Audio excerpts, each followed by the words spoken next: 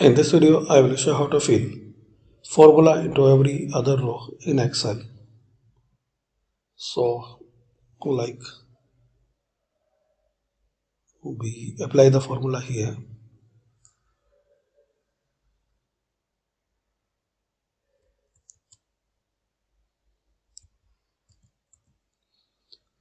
Press enter. Now here, select like this. Now drag from here. So firstly, drag in empty. Now drag like this.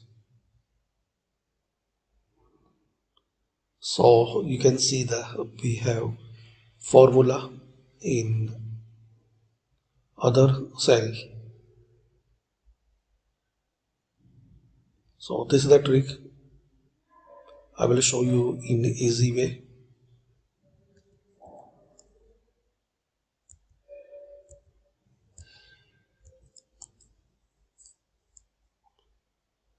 So just drag with empty.